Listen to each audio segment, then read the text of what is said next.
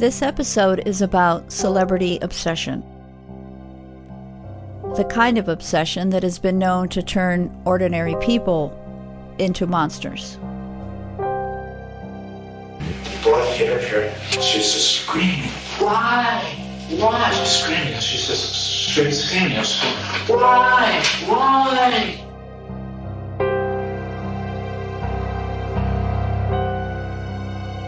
That was the voice of Robert John Bardo, the Tucson man convicted of killing TV and film star Rebecca Schaeffer. The clip you just heard is Bardo describing what occurred immediately after he shot the 21-year-old actress at her home. He mimics her reaction with a combination of shock and enthusiasm, like a hyped-up film buff reenacting a scene from their favorite movie. Shortly before Schaeffer's murder, Bardo wrote of his intentions, stating, "I have an obsession with the unattainable. I have to eliminate what I cannot attain." Now, at one point or another, most of us have been infatuated with a famous actor or singer, especially during our preteen and teenage years when celebrity crushes are almost mandatory. But the majority of us are content with just being fans, whether it be listening to our favorite album repeatedly or binge-watching a series we've seen a million times over. We enjoy those moments, then we sort of move on with our lives. We let go. Robert John Bardo and the other people featured in this episode were incapable of letting go. The focus of their affection became the center of their universe, and the results were disastrous. Coming up next, Fanatic, a look into some of the most infamous cases of celebrity obsession. Welcome to Season 2 of El Presidio Project. Coming to you from the dark side of the old Pueblo, this is El Presidio Project, strange tales of Tucson and beyond.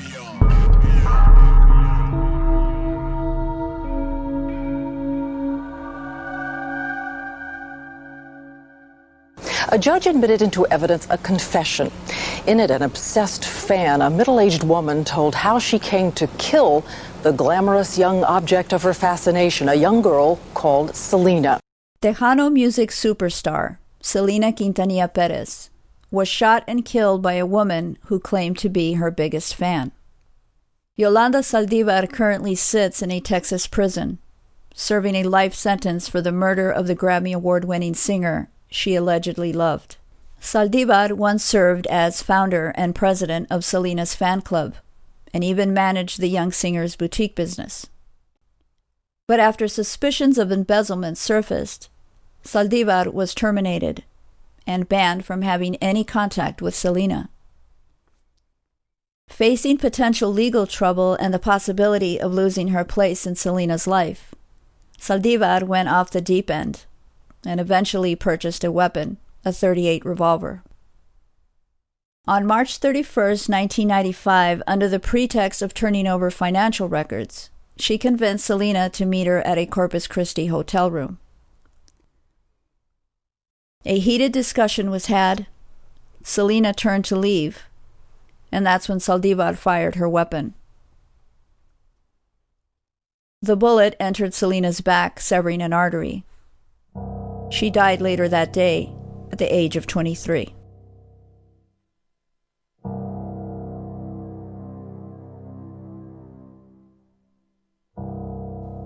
Unlike Yolanda Saldivar, who knew Selena personally, Robert John Bardo had no prior relationship with Rebecca Schaeffer. Bardo lived in Midvale Park, a neighborhood located on Tucson's southwest side. He attended Chaparral Middle School, then later Pueblo High School. According to news reports, he was abused at home and eventually placed into foster care after he threatened to commit suicide. He returned home at the age of 15 and allegedly soon after became obsessed with child actress and peace activist Samantha Smith. Tragically, Smith died in a plane crash in 1985. Bardo's focus then turned to other celebrities like 80s pop singers Debbie Gibson and Tiffany. In time, Bardo would come to discover the series My Sister Sam and its beautiful young star, Rebecca Schaeffer. Bardo would go on to stalk Schaeffer for the next 3 years. He constantly wrote her letters, one of which the actress replied to. This simple gesture of kindness fueled his obsession, so much so he traveled from Tucson to LA twice and attempted to visit her on the set of her show. Both times he was turned away by security. Now, before I go on, I'd like to mention a few things. A few days before Rebecca Schaeffer was murdered, Bardo was at home in Tucson and became really agitated with his neighbors.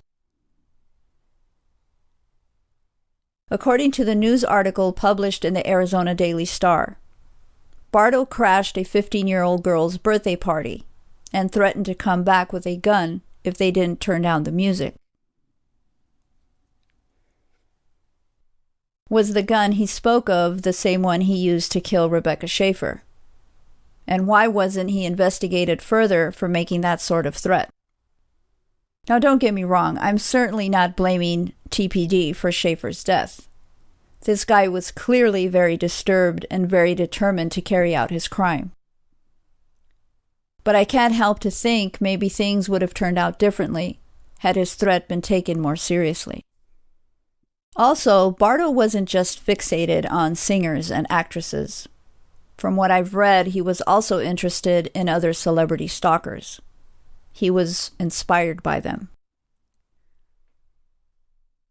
Once during a trip to New York City, he visited the spot where crazed fan Mark David Chapman killed John Lennon.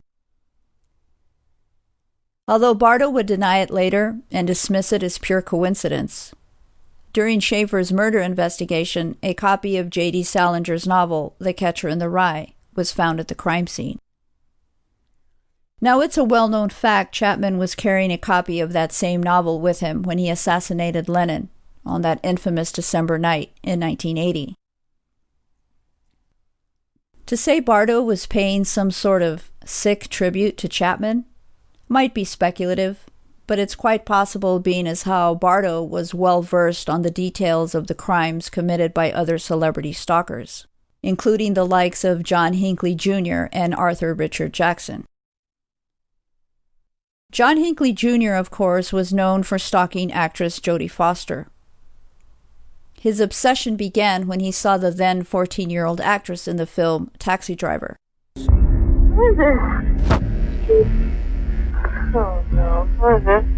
This is Jodie. Who is this? This is John. John who? Oh no, not you again. Look, I really can't talk to you, okay? But do me a really big favor. You understand why I can't, carry on these conversations with people I don't know. You understand that it's dangerous and it's just not done, it's not fair, and it's rude. Oh, all right? Well, I'm not doing this. Well, I understand that. It's the same thing, okay?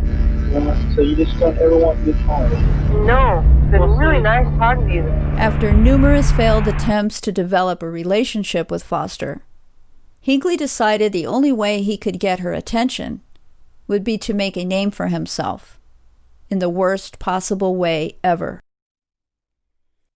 On March 30th, 1981, Hinckley tried to assassinate President Ronald Reagan in Washington, D.C., all in an effort to impress the actress he had stalked for years.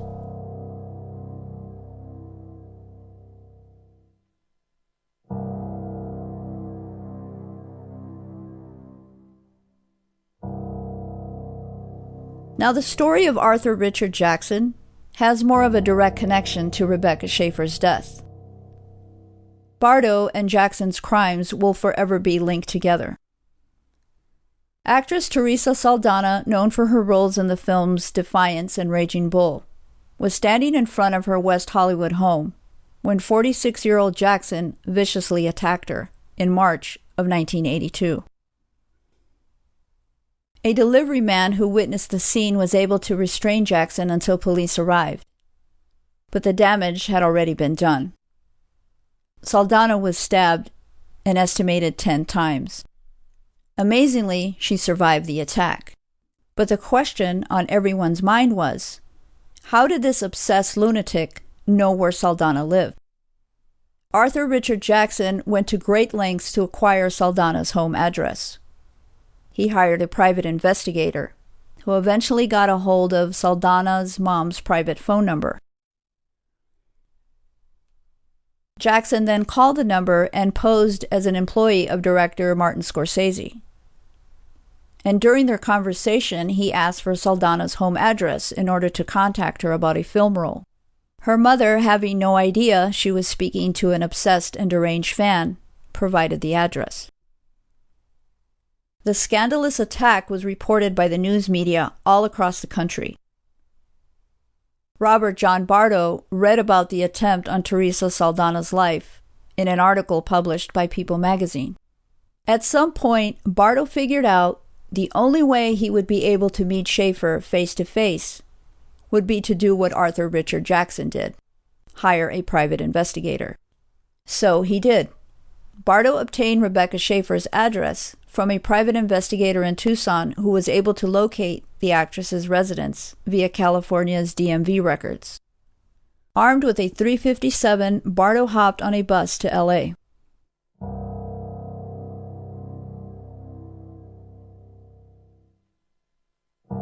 When he arrived at the front door of the actress's home, he rang the doorbell. Schaeffer came to the door, they exchanged a few words, and Bardo left. Disappointed and angry at Schaeffer's less than enthusiastic response to his visit, Bardo hung around nearby and stewed in his own rage for at least an hour. He would later describe her behavior as bratty and callous, as if somehow he expected Schaeffer to be totally fine with a complete stranger intruding on her privacy. Bardo would eventually return to Schaeffer's home. Only this time, when she came to the door, he fired his weapon.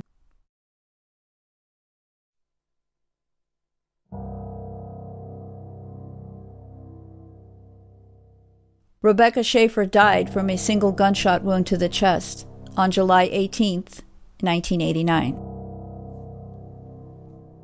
He went deeper into black, deeper into white.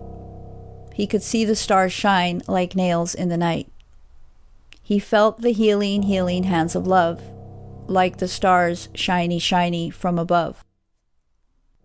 A hand in the pocket, finger on the steel. The pistol weighed heavy, and his heart he could feel was beating. What I just read are lyrics to the song Exit by U2. Yet another one of Bardo's obsessions. During the murder trial, he claimed Exit influenced his actions. When they played the song in the courtroom, Bardo rocked back and forth in his chair and mouthed the lyrics with unapologetic intensity. In October 1991, Robert John Bardo was sentenced to life in prison without the possibility of parole.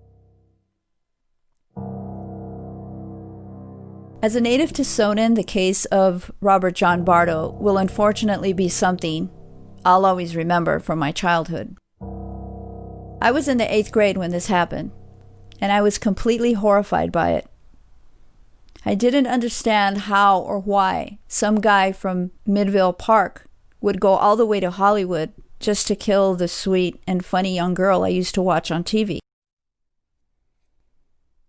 It didn't make sense to me then, and it still doesn't all these years later. Do you remember this case or any of the other ones I spoke about in today's episode? If you do, I'd love to hear from you. Leave a comment below the link of this podcast episode on the El Presidio Project Facebook page. Thank you for listening, everyone. It's great to be back. Make sure to check out the mini episode of the Weekend Creepshow Report, where I'll be discussing news and reviews of all things horror related. Until next time, all, have a good one.